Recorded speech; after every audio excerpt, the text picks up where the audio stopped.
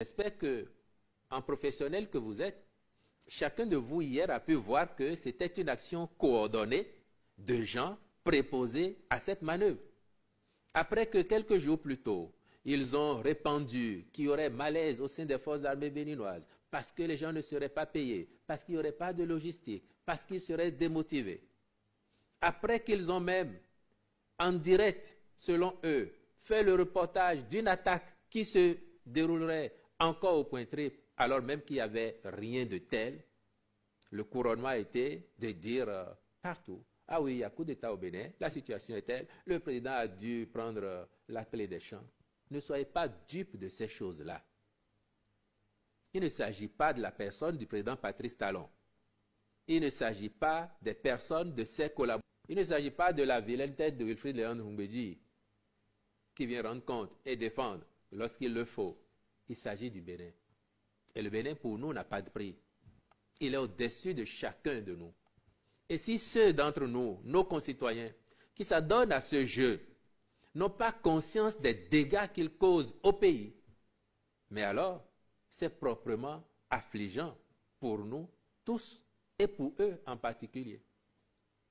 Nous sommes tous, en tant que Béninois, des serviteurs interchangeables entre nous.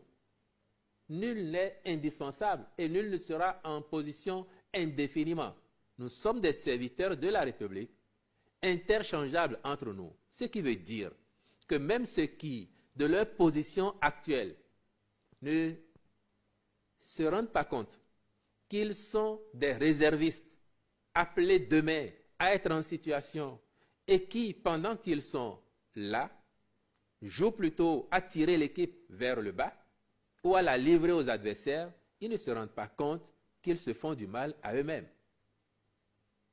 Se donner autant de liberté, donner des vacances au patriotisme, licencier la vérité pour promouvoir le mensonge, les ragots, ça ne fait du bien à personne et même pas aux intéressés. Et ça, il faut que nous ayons le courage, et vous, des médias, de le leur dire. Et là-dessus, je crois que c'est encore à vous. On n'a même pas besoin de vous convoquer à cela. Parce que lorsque certains d'entre vous remontent ces informations-là, pour nous demander de commenter, de dire un mot, je trouve que c'est peine perdue. C'est à voir leur dire, mais nous on vit au Bénin. Et le Bénin n'est pas celui que vous dépeignez là. Le Bénin change. Ça se voit de partout. Que cela suscite convoitise et jalousie, c'est un fait. Mais cela n'enlève rien à la réalité que nous vivons aujourd'hui, que le monde entier vit avec nous. Et à cet effet, le milliard de dollars de prêts que nous venons de lever, avec un taux de maturité assez long, de 15 et 16 ans, pour moitié et pour moitié, cela va servir à quoi?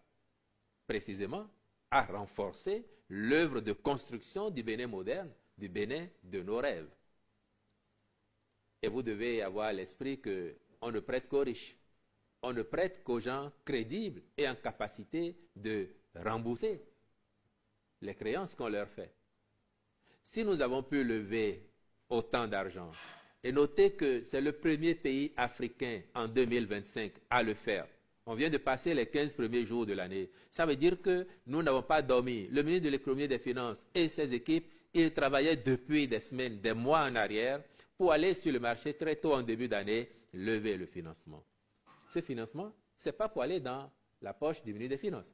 Ce n'est pas pour payer les salaires.